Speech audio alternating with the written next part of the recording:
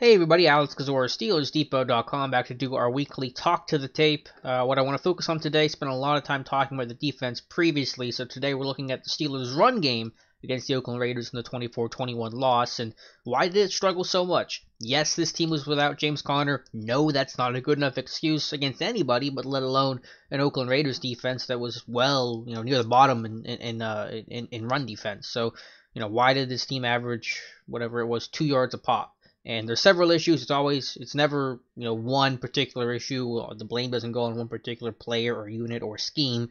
But as you'll see in this video, we got a bunch of these clips we're going to show you guys. The blame can be spread around. So first one here, late in the first quarter, looking at David DeCastro. Steelers running this little split zone scheme with the backside here, the tight end Jesse James pulling across. And you want to get a good down block up front. That's one of the keys. Obviously, your puller's got to do his job, but you want to get a good push on the play side tackle here. It's big number 90, Jonathan Hankins, and you just don't get it from David DeCastro. So you're getting this down block now. Hankins didn't crash down maybe as hard as DeCastro wanted, but this is not a good angle. It's not going to wash him down. Hankins is able to defeat that block, fill the gap, make the tackle. And it goes for, I think, a 1-yard gain. You gotta get some movement on the down block here. You don't. Hankins beats DeCastro pretty easily. You don't see DeCastro lose like that too often. And the play gets blown up. Elsewhere, Jesse's pull. I want to see him be able to attack this a little bit better. I think he kind of lost the linebacker. Didn't know where number 15 Morrow was going to go, outside, inside. But go up through the hole, run up, through the gap there, and do your job. If the linebacker stays outside, nothing you can do about it really.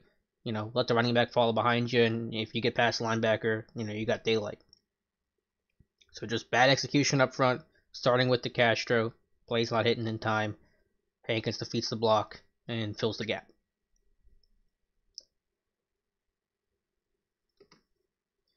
Next one to look at here, late in the first quarter.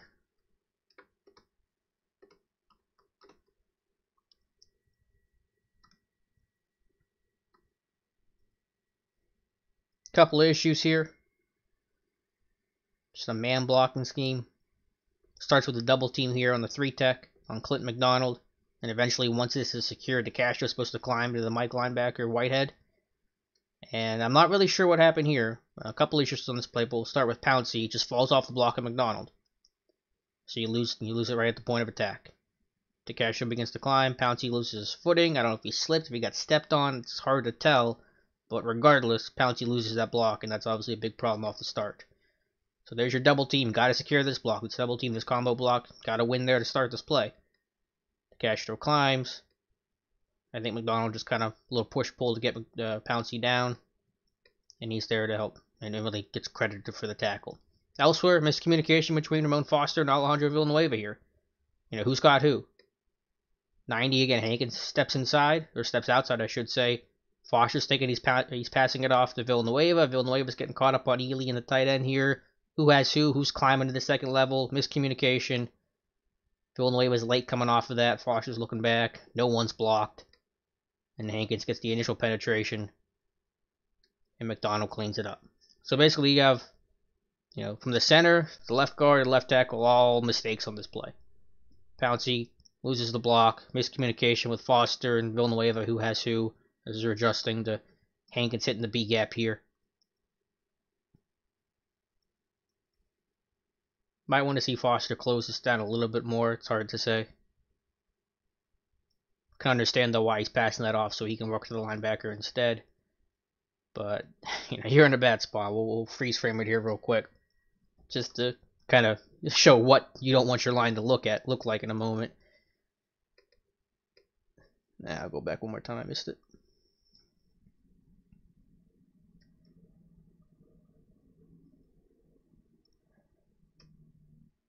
But yeah, you got Pouncey about to lose his block. Foster and Villanueva are looking backwards.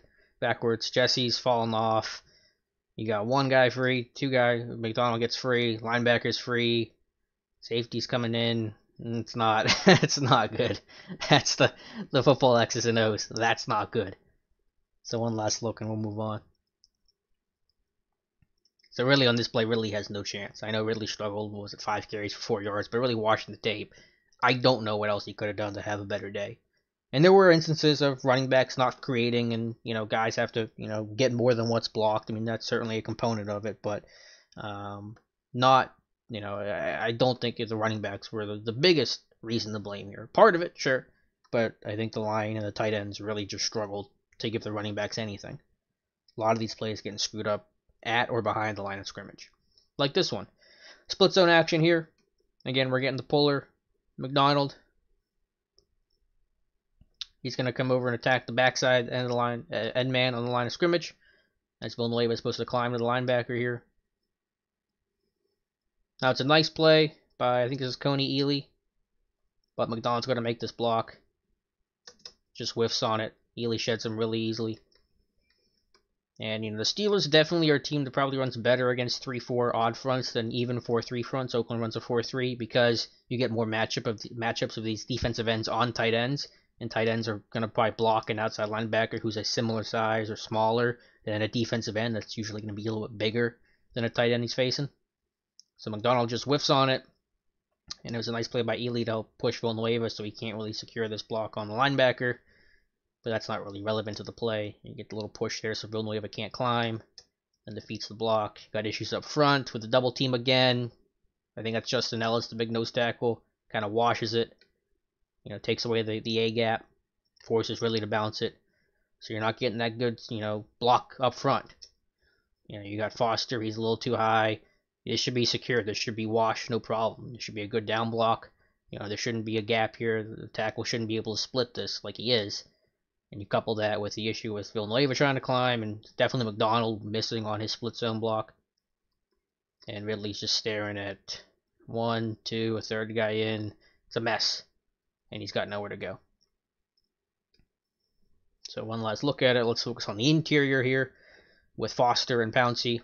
And that's, if I had to put one thing, again, it's obviously not one issue, but I think the biggest issue for why the run game faltered so much was not securing the double teams up front. That's the key to so many blocking schemes, whether you're running duo, some of these zone schemes, these power schemes. There's usually some sort of double team block, at least initially. Sometimes it turns into a combo block and one of the linemen climbs to the second level, but you have to get a good strong double team somewhere to create that push, give the running back a lane, kind of get the play started. And too often, you weren't getting that push up front on their bigs. Justin Ellis, Jonathan Hankins being the two notable guys for Oakland who are good run stuffers. Hankins had success with the Giants, and Ellis has kind of been that guy since coming out of the league a couple of years ago, but not getting a good double team there.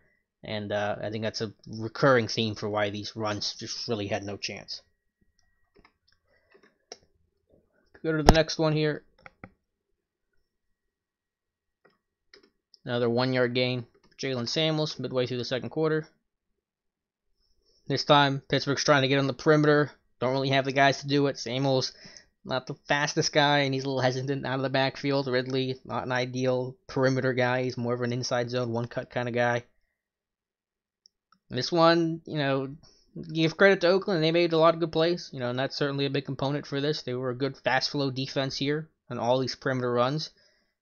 I think a couple issues here. We'll look at the back with Samuels. I want to see him be able to kind of put his foot in the ground and get downhill a little bit better, a little choppy, a couple too mmany steps to change direction here and cut off the inside hip of Washington, trying to slow down, change direction. Obviously this is a better back. You'll see a better job of someone playing their foot and changing direction, getting vertical. So that's one component on this play. But the other component, and again, give credit to Oakland, but Pouncey trying to make the cut block here on the D tackle, can't do it. And again, that's Hankins. Hankins had a heck of a game. Give a lot of credit to him for playing hard for a 2-10 Oakland team. Signed in early September. But coming across, Pouncey tries to cut him. Does cut him, but not enough. And the cutback lane kind of closes up pretty quick. Samuels has a tough time trying to break down. And you get 1 yard out of it. So this one had a little bit of promise to begin with, but Oakland played it well. Again, you see Hankins coming the whole way across, reading it. Foster can't get to him, has no chance to reach him. And Pouncey can't execute the block as cleanly as you'd like. Samuels can't break down, and the play goes nowhere. Some good effort out in the front side here with Washington and Grimble. Filer's missing his block though too. So just guys not securing their blocks and not holding their blocks, not sustaining their blocks. Yeah, Filer trying to get on the linebacker here on Whitehead, misses. Play goes nowhere. Big theme of the day. Two more we'll look at here in the third quarter. Sure, by now you kind of get the point. And this one does get called back for holding, but it's still a 1-yard gain even before the penalty. This was, I think, a second and short too, so this one kind of stalled out the drive.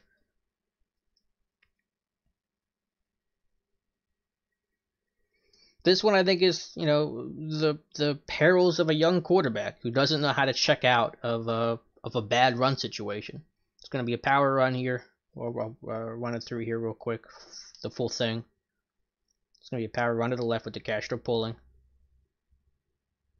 Get the holding on Jesse James. That's the guy who gets flagged. But essentially what happens here is you have the safety coming down, Carl Joseph. You have the corner, Gary and Conley, coming down. You got 1, 2, 3, what is this, 5 Raiders to block. So you're getting a double team here because that's how power works. You're going to get a double team there with then the climb. You have Jesse James on the DN, Coney Ely. So that's 1. You're going to have McDonald and DeCastro pulling around. So you have, first color. DeCastro's going to take out Joseph. McDonald's going to get next color. But you don't really have anyone accounted for the last guy, for the 5th guy in Whitehead. And so even if the blocks work up front, James on Ely, DeCastro first color on Carl Joseph, kicking him out. McDonald's going to work through to Conley to the next color, but they don't have enough blockers to account for all the defenders they got to block. So that forces it wide. You get the holding as well. Again, James on a 4-3 DN, not an ideal matchup. Better, obviously, against 3-4 outside linebackers who are a little bit smaller, a little easier to block in some respects. But this is just a play where you look at the numbers, and the numbers just don't work. Essentially, you got 4 blockers to this side, and you have 5 guys to block. And that's, that's bad math. Raiders here are +1, and it's good to be +1 to play good run D. So even if we assume that Jesse James makes a great block here and washes him down, let's just assume that for a second. I know it didn't happen, but let's assume it. You get blocks from DeCastro and McDonald here. You don't have anyone to account for it to hear Whitehead. Probably their best player, at least their best front 7 player. So that's bad math. That's a situation with a more veteran quarterback. You're either doing something with the shifting and the motion. They shift McDonald here. That's probably by design. Or you're probably checking out of the play entirely, putting yourself in a different play. Maybe still a run play, but maybe a different run play to have a better box count and be more effective in the run game. This play really had no chance from the get-go. But that's what happens when you have Josh Dobbs coming to the game on the road. Probably his uncertainty about his situation. Is Ben going to return? Is he not returning? What's going on? Kind of that craziness. And not having the freedom either to probably check out of some of these plays that Ben Roethlisberger would have, of course, enjoyed under Randy Fiedner. Alright, last one. So I hope you guys are probably seeing the theme and seeing how it comes from different issues. Sometimes it's been the back, sometimes it's been interior alignment, sometimes it's been tackles, sometimes it's been a play call or a situation. It's a variety of issues. When something goes as wrong as it did Sunday, like a run game that averages 2 yards a carry against 27th ranked run defense or whatever Oakland was ranked, it's rarely going to be just one problem, just one issue. It's going to be a multitude of things. This was a 3rd and 3. Did not like the play call here. They're trying to run perimeter to the boundary. Not a lot of space to work with here. And you got this bunch set too. Got the formation in the boundary. Not crazy about that. Not crazy about running perimeter ball at all on 3rd and 3 to the boundary, but especially with Jalen Samuels. But the play still could have worked. The issue here is Juju trying to crack on the DN, with crack tosses and plays like that. Often you do get, why they call it a crack is because you have the receiver or the tight end cracking one of the down linemen. And so you're trying to get Juju on Arden Key, the rookie, doesn't hit it cleanly, can't crack Key. He gets off the block, and he's the one who ultimately makes the tackle 1 yard short of the sticks. Everything else was blocked well enough. McDonald had a little bit of trouble. Filer had a really nice block on the edge here on the corner. But right there, Key sees it, able to swim over it, defeat the block. Now he's unblocked, fills the gap, makes the tackle. McDonald did lose the block at the end, but I think if Juju is able to crack him, with a back ahead of steam, needing just a yard there, probably beats the DB here. I think that's Eric Harris. So, again, trying to block these 4-3 ends. Tight ends are going to have more trouble. Receivers are certainly going to have more trouble than 3-4 outside linebackers because they're bigger guys they're facing. And that's kind of one of the problems here. And that's nothing new. I mean, against like a team like the Bengals, the Steelers know well, they can have great success in the run game. But for a team they don't see very often, like in Oakland, who runs this 4-3 front, And Oakland's also rotated so many guys. I mean, they've had a lot of different faces in there. It's hard to know, get a good scouting report on who some of these guys are. But yeah, it's a different beast trying to block these 4-3 ends and these 3-4 outside linebackers, and that becomes the issue on this play where the receiver kind of misses the critical block, sets up a 4th and 1. Steelers go for it, don't convert. This was the pass in the flat to McDonald that White had tackled, and can't get any points there. So you see the variety of issues on this play. Super disappointing. Really sloppy run game overall, and that's linemen, that's backs, that's tight ends, that's receivers. And there's been games where the execution obviously hasn't been where you want it to be. Some of that's been by design of facing good run defenses like a Baltimore or teams like that. But I haven't seen it this bad in terms of the technique and the execution and just some of the basic stuff with a really talented front five across the board. Pouncey, DeCastro, Foster, Filers played well in the run game, did have a nice block there. Villanueva. DeCastro said it, kind of a low energy thing. Guys not really paying attention to details and technique. I don't know the reason for that. I don't know if guys were worried about their footing and slipping and that kind of thing. I don't know if it was because of the scheme. I think that has something to do with it, where they just don't block as well against 4-3 fronts. They don't practice against it. They don't see it as much in the division as other teams do. And just an unfamiliar team in Oakland who rotates a lot of different guys. Justin Ellis really hadn't played a lot for him this year, so it's a guy you're not super familiar with. I don't know. I don't want to make a bunch of excuses, but it was bad. The worst I've seen this line play in the run game. At least pass protection was okay, but in the run game it was pretty brutal. So hopefully I didn't go too long. I don't even know how long this video's been. It's been a little long, but that's okay. I had a lot of plays to show. Let me know your thoughts on the run game. Don't know if James Conner's going to play this Sunday. My guess is he will not play against the Patriots, so going to have to find a way to do a better job by far, because 2 yards per carry is not going to cut it to beat Belichick, Brady, in New England. Thank you guys so much for listening, whether you're doing so on YouTube, Steelers Depot, or follow me on Twitter at Alex_Kozora. Again, thank you guys for watching, and we'll talk to you soon.